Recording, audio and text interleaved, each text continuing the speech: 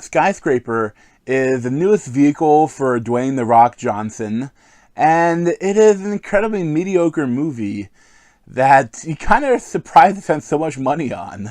The Pearl is the tallest, most advanced building in the world. You've built a vertical city, but you've brought with it every single safety and security challenge that I could think of. We thought this floor was empty. So did I. Not only have you brought them all indoors, but you've trapped them 240 floors in the air. No one really knows what would happen if things go wrong. So going into this film, I did not have high hopes, but I went to see it because I knew that the best place to see it would be on the big screen. And, I hope that it would maybe surprise me slightly, because even though Rampage, his last movie, was stupid, I still enjoyed it on the big screen. So I was hoping maybe this could be similar. And I found it to be stupider than Rampage. And that's kind of saying a lot. And that's just not even because I wish, that they had this idea of having this biggest skyscraper ever in China, and he has to look at the security and the systems to see if it was safe to be insured. And they have to go through so many shenanigans for the storyline that it doesn't ring true. It just seems so fake. And they try to do things with his character, with him. He screws up at the beginning of the movie, and he doesn't shoot this person that took this little baby hostage, and explodes himself, and he was missing a leg. And I wish they would have done more with that, make him more, have that be more important for the story. But only reason they did it is one thing: they have actually a really cool fight at the beginning of the movie. And this is more of a hand-to-hand fight with a person in this room, in this apartment. And that is probably the best action scene in the movie. And it's kind of the point of it happens right at the beginning, and nothing else they do matches that. And that one, they kind of use, the person fighting him, uses the leg, he tried to take the leg out and use use that to fight him, and The Rock is hopping on one leg. And I wish they'd done something more with that. But I really think, other than that scene, the only reason that he is an amputee is because I think when they were selling this movie, they sold him jumping out of a building and getting his leg, his artificial leg, wrapped up in a piece of rope, and it's slowly coming apart, and him having to catch it to save himself. I think that's how they sold the movie. And other than that scene, there's not much with that. It doesn't really, he every once in a while he kind of limps. But again, this is the Rock movie, where he can do anything. He can, he's a superhero without being a superhero. He has, at one point, he has a big shard of metal stuck through his shoulder, and then he still has to do all this climbing shit later on. And all he does is duct tape it, and it's how are you climbing shit? Because, look, I'm a fan of Ninja Warrior. And I watched, I've watched it since it started, and I've watched Sasuke, the original Japanese version.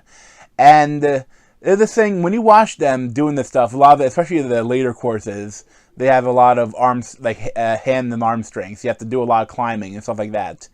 And in this one, The Rock, he's got to be at least 300 pounds. And if you see it in the show, almost nobody that competes on Ninja Warrior are over 200 pounds.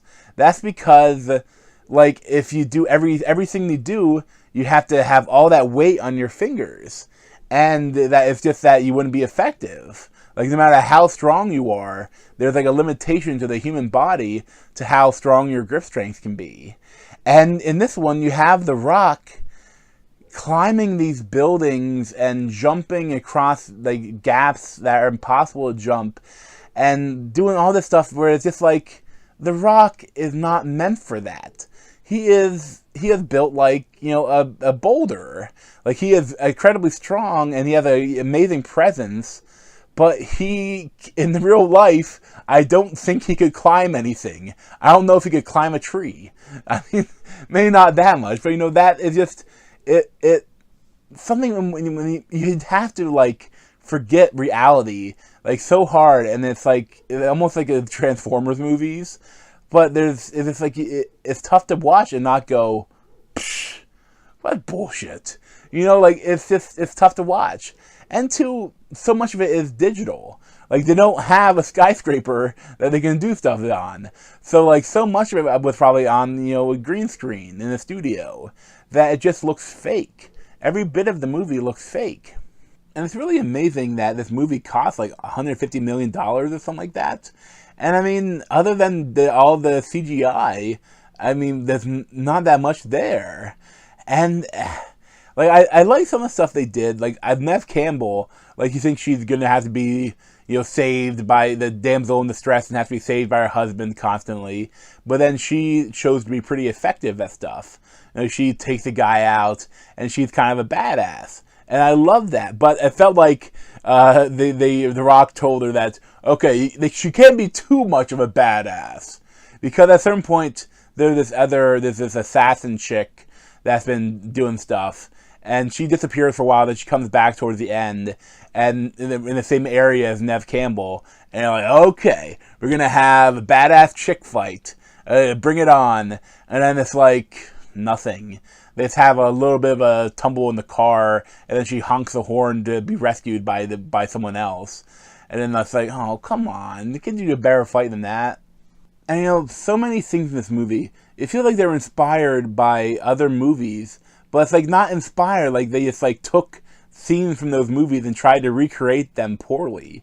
Like you had Die Hard and a lot of stuff, and you had like Mission Impossible. I think it was Ghost Protocol, the one where he's climbing that building.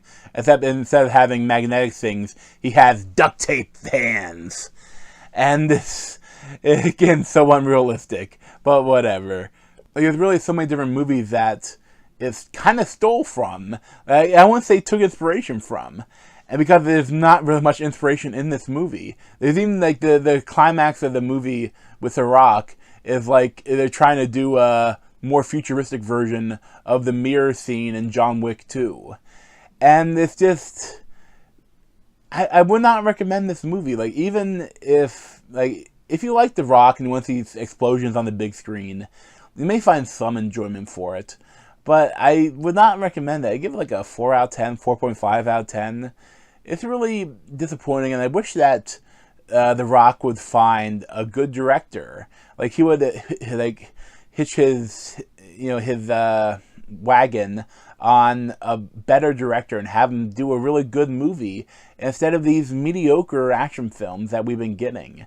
Like, I don't know if that's because that he wants to do PG-13, and he wants to be the superhero without being a superhero, and he wants to have control of things. Like, I'm not sure, like, if maybe he's tough to work with, I don't know. But I wish he would got a better director, and they could make him a really good movie instead of these mediocre things. But, thanks for watching. You can check out the video playlist on my head, and subscribe to me over there in that Z. Thanks.